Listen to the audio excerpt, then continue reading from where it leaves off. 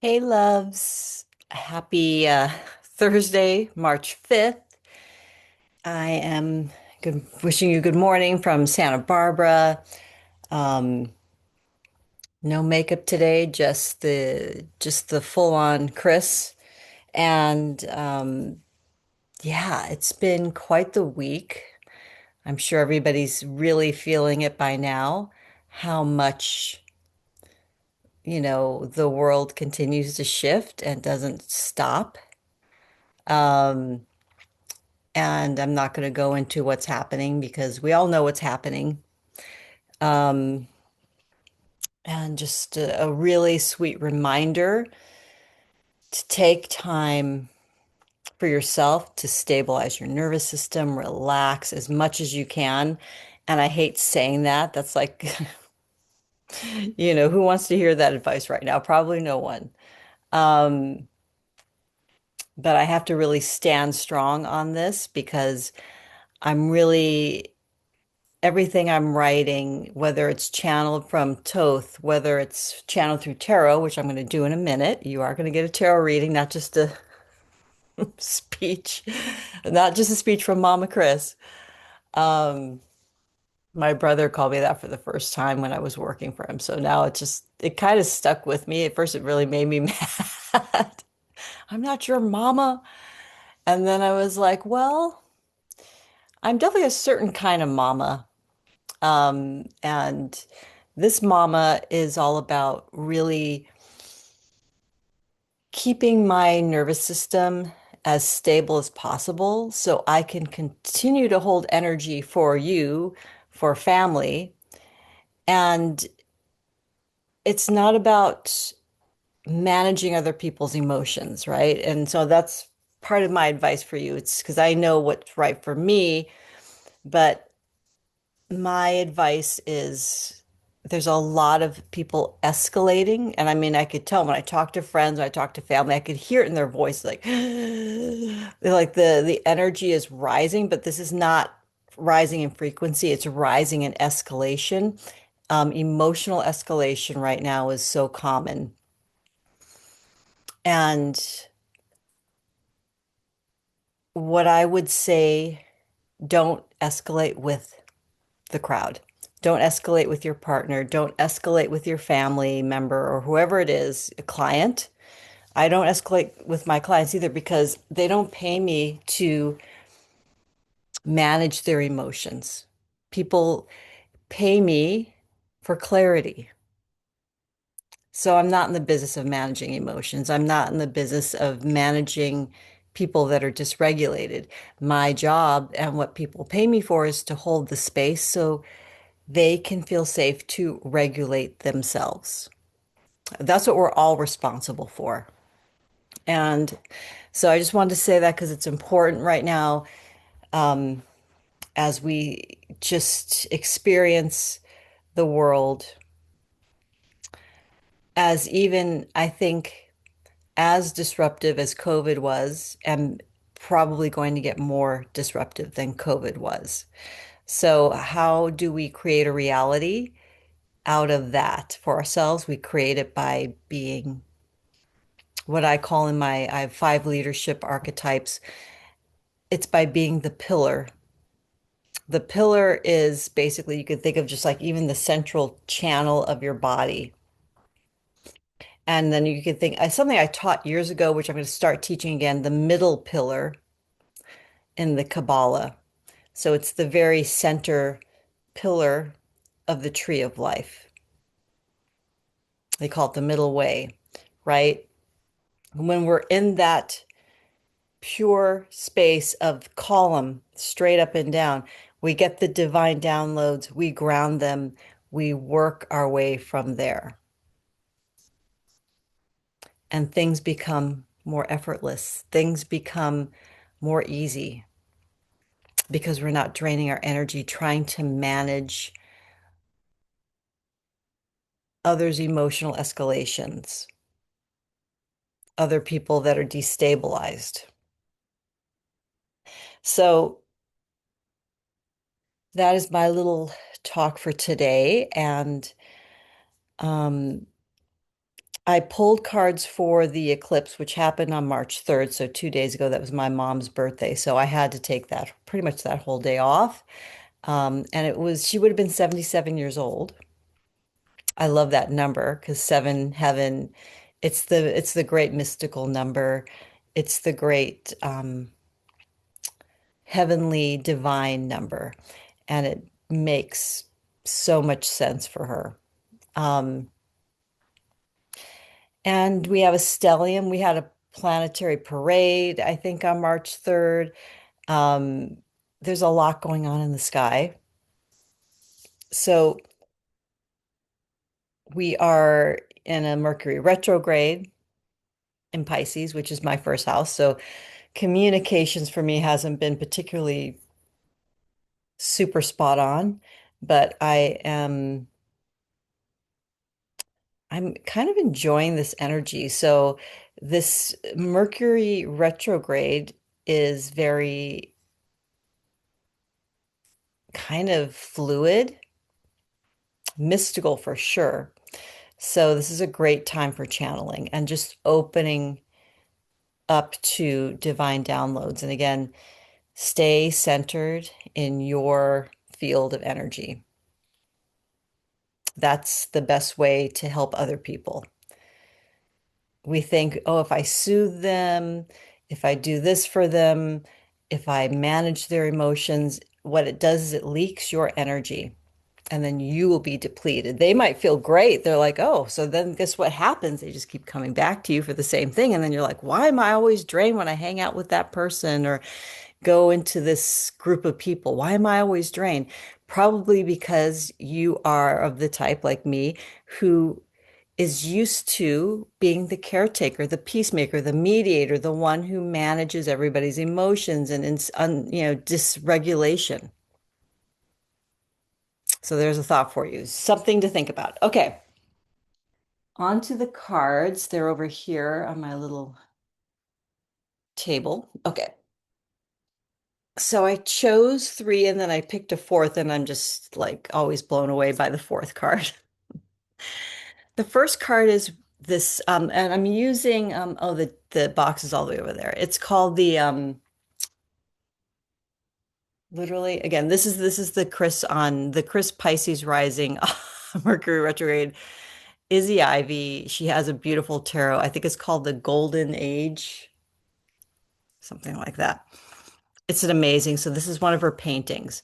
So this is actually the Ace of Cups in the traditional tarot. So again, the Ace of Cups, again, very Piscean energy. This is like, actually, it's not the Ace of Cups, it's the Initiate of Portals. It's the Page of Cups. It's the Page of Cups. So it's not an ace, but the Page of Cups does represent the beginning of a journey. So this could be the beginning of your mystical journey towards some new spiritual insight, maybe there's a new guide you're working with, or you're feeling like a new guide is coming in. So this eclipse week and Mercury in retrograde, and we have a Mercury Cazimi, which means Mercury conjunct the sun on March 7th in 2 days. So there is a reset in your Piscean part of your chart. So there's a reset into your mystical spiritual life. It's also Pisces is very creative, creative energy. So a great time to create something new that will have a lasting legacy um, that will bring you abundance, but mostly an abundance of that quiet space, the blissful space. It's a blissful energy that I'm feeling.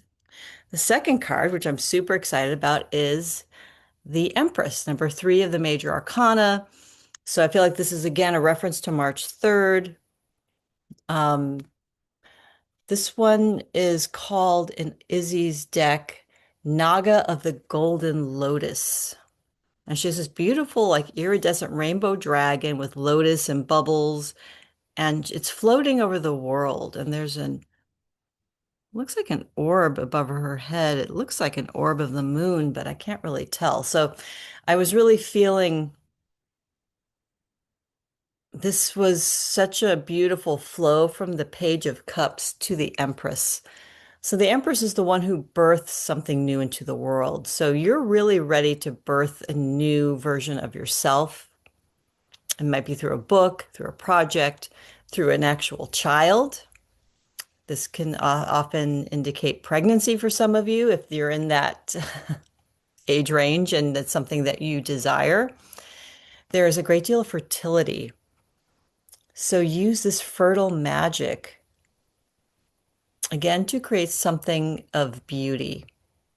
This card is very much associated with Venus, as we know in the original tarot, and it's powerful self-creation through nurturing and through creativity, expansion through creativity. And you're expanding again. Think of that middle column, the pillar. You're expanding this way and down into the earth. And not to say that focusing wide is a bad thing, but I think right now, focusing wide can kind of make people scattered. I know that's what it's happened to me when I don't maintain my stable column and I don't maintain my focus on what's true and what's clear and what's grounded, and instead start going whoosh. It can diffuse the energy. I'm not saying that I can't expand your business or can't expand something right now, but think of expansion as starting from the most grounded place. How is that going to look as opposed to not being grounded and trying to expand, right? It's not going to hold. It won't hold. Okay, the next card is Judgment, and it's called Collective Awakening. It's just, again, a beautiful, beautiful painting by Izzy Ivy. Um,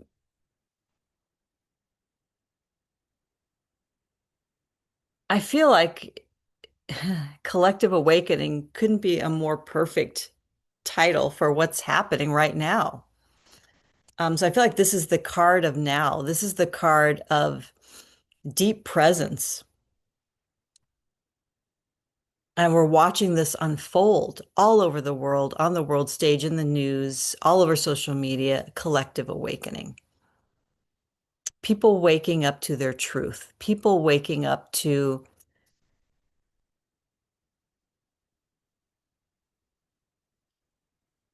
what I'm hearing in my mind is what's worth fighting for.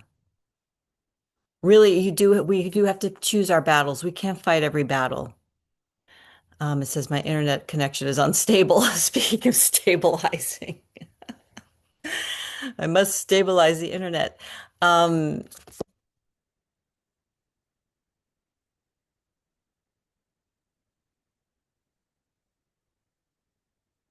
what are you awakening to right now? What truth feels like it's worth fighting for, worth protecting?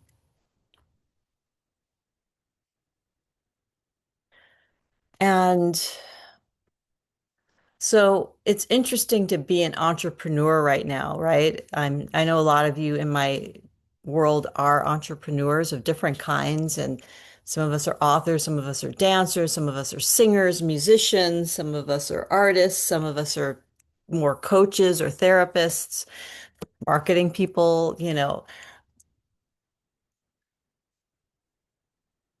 there is there's this shift that's been happening for some time, and I know you feel it, but we're learning to rely on ourselves and our connection to spirit, which doesn't mean we don't ask for support, which doesn't mean we're all alone. Because if you drift into isolation, that's not what you're being called to do with this card. It's like this unicorn Pegasus, like you're called to stand out, open your heart. See, he's got the open heart, spread your wings, and we're inviting in each other to play a part in this creation of the new Earth, 5D, I mean, there's a million and one names for it, but nothing is going to happen really unless we make sure the body's included, the Earth is included, right? Unless somebody, decide is has left the planet, but I feel like even on a spiritual level, there are so many guides around us from many different time periods. Like I've really been feeling like Yogananda and Babaji.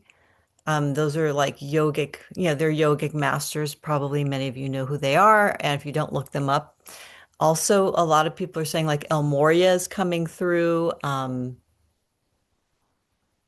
another ascended master. I mean, for me, I always connect with Archangel Michael. That's like my favorite guy. It was my mom's favorite guy, so kind of inherited him, and grateful that I have. So, creating something new, downloaded from spirit as you are stabilizing and grounded, right?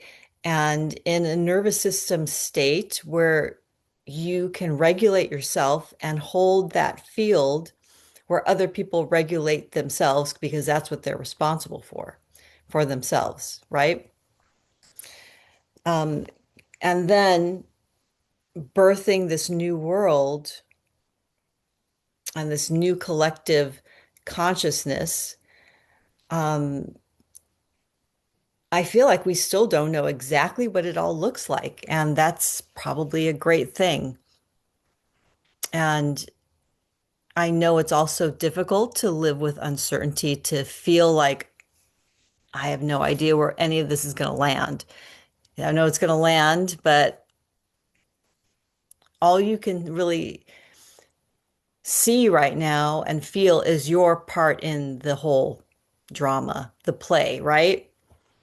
We're in the beautiful holographic realm where we can create our reality. And if enough people really focus on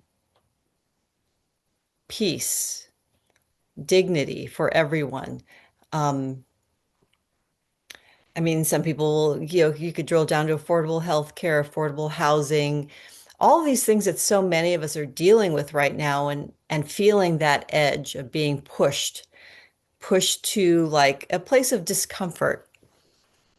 I've been there multiple times, probably since like last fall. So I've talked to so many of you and so many of my friends and family, and it's prevalent with everything and everyone. So with that, I give you the chalice. It says Priestess of Activations. This is the Queen of Swords um in the regular tarot. So yeah, my words are a little bit like I said, I'm in the middle of my Piscean retrograde. Um, I love this.